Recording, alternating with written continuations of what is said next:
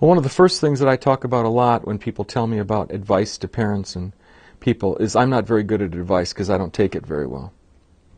And the second thing I say is, don't you ever let a professional tell you that you're not an expert on your child.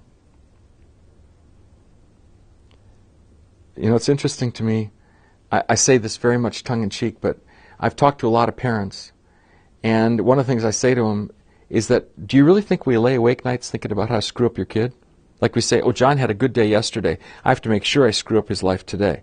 So one of the first pieces, if I'm going to give advice, is you need to understand that what makes us so dangerous in your child's life as professionals is that we really believe this stuff.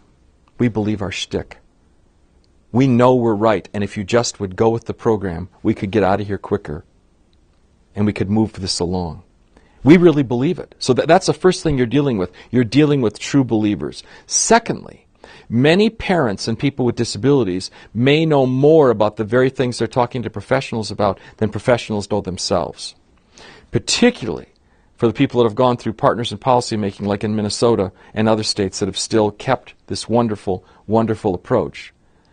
What happens is we're turning loose legions of people that not only have passion, but they have information.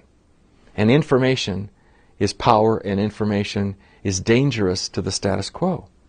So my second piece of advice is, before you get angry, get strategic.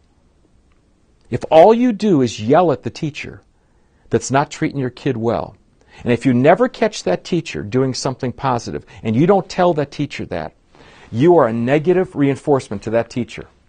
We talk about this with kids. We don't talk about it with some parents, and I know this because my daughter's a speech pathologist, and she works a lot with kids with autism.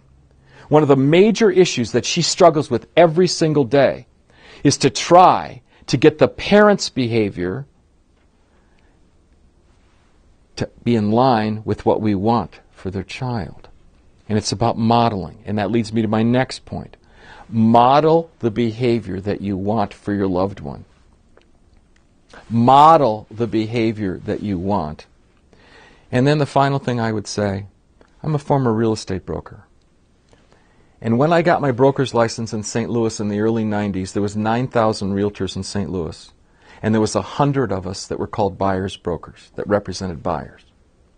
And I saw up front, because the regular brokers hated us, because we made it clear that unlike them, whether they said it or not to their client, that their fiduciary fidelity and loyalty was to the seller. Our primary loyalty, fiduciary, and fidelity was to the buyer. We represented buyers because we thought that these buyers needed representation. One of the things that I say all the time, which causes some apoplexy, stress, and internal hemorrhaging amongst professionals, is that people that are paid by the government and paid through public dollars, unless they go directly to the person or the family, work for the seller. We work for the seller.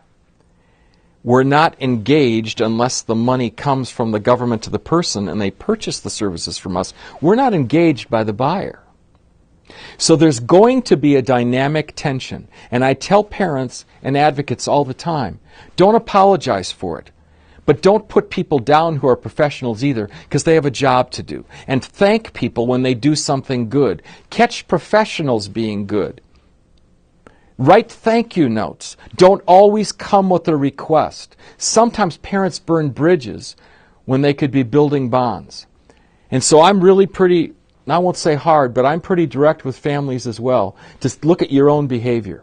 And don't let your own anger, your own frustration spill over to a professional that's simply trying to do their job, particularly if they're doing right by your child.